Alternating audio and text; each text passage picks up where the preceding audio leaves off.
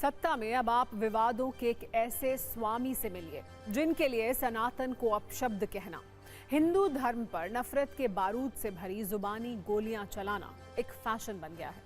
नाम है स्वामी प्रसाद मौर्य, जो काफी दिनों तक खबरों से गायब रहते हैं, लेकिन जब वापसी करते हैं तो सनातन धर्म पर जहरीले बयान की एक नई किस्त जारी कर देते हैं।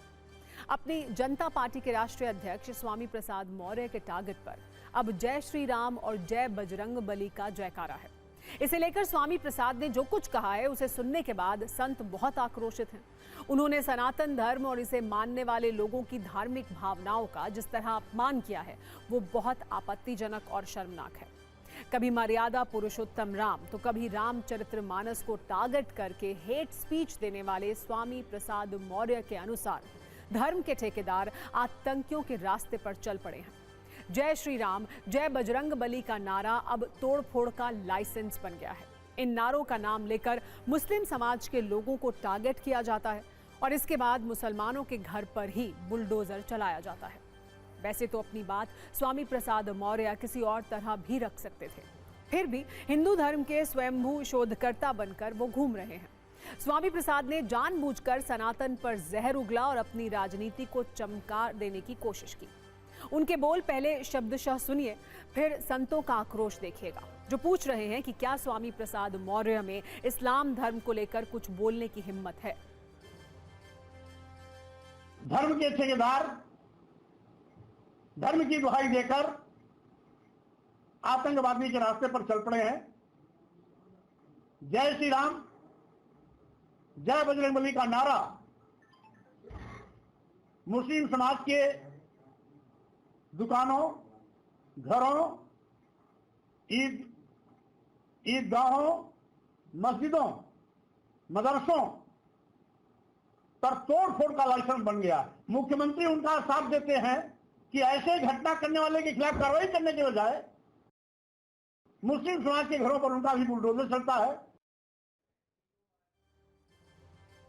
अब स्वामी प्रसाद के इस बयान को सुनकर लोग पूछ रहे हैं, क्या वो सनातन धर्म को अपशब्द कहने के चैंपियन बनना चाहते हैं? क्योंकि पहले भी कई बार विवादों के स्वामी हिंदू धर्म पर आपत्तिजनक बयानों की सीरीज लॉन्च कर चुके हैं। ये वही स्वामी प्रसाद मौर्य हैं जिन्होंने जनवरी 2023 में रामचरितमानस को धार्मिक ग्रंथ कहे जाने पर सवाल उठाए थे। जुलाई 2023 में स्वामी प्रसाद मौर्य ने बद्रीनाथ मंदिर को लेकर यह कह दिया था कि पहले यहां बौद्ध मठ होता था, लेकिन इसे तोड़कर बद्रीनाथ धाम बना दिया गया। जबकि अगस्त 2023 में हिंदू धर्म को लेकर स्वामी प्रसाद मौर्य के मन में भरी घृणा एक बार फिर बाहर आई, जब उन्होंने ये कहा कि हिंदू कोई धर्म नहीं, धोखा है। नवंबर 2023 को स्वामी प्रसाद मौर्य ने राम मंदिर पर विवादित बयान दिया और ये कहा कि भगवान राम की प्राण प्रतिष्ठा एक ड्रामा है। जबकि कुछ दिन पहले उन्होंने दीपावली पर होने वाली लक्ष्मी पूजा पर सवाल उठाए थे। और अब उनके सनातन विरोधी बोल एक बार फिर से आउट ऑफ कंट्रोल हैं। इसमें साधु संतों का पारा चढ़ा हुआ है। सुनिए क्या कह रहे हैं।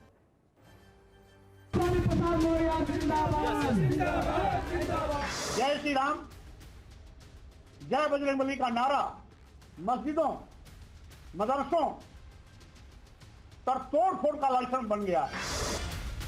क्या स्वामी प्रसाद मौर्य जिस तरह से सनातन को लेकर के जिस तरह से अमर्यादित अशोभनीय टिप्पणी कर रहे हैं, क्या इस तरह की टिप्पणी वो इस्लाम के विषय में या ईसाइयत के विषय में कर सकते हैं? कदापि नहीं कर सकते हैं।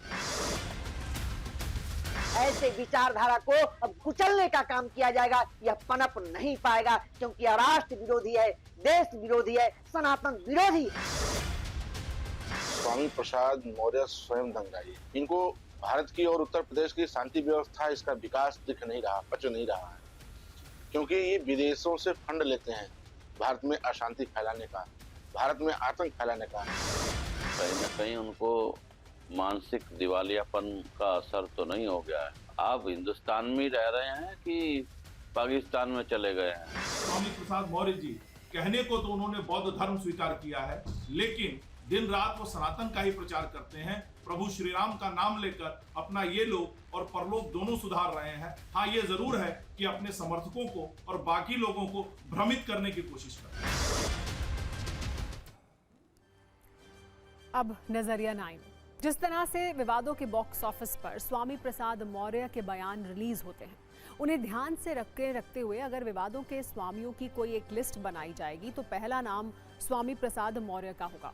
एक विवाद खत्म नहीं होता, वो दूसरा बयान देकर एक नया क्लेश छेड़ देते हैं। विवाद खड़ा करने की फील्ड में वो एक पहुंचे हुए स्वामी हैं, जो इस रेस में दूसरों से इस वक्त बहुत आगे हैं।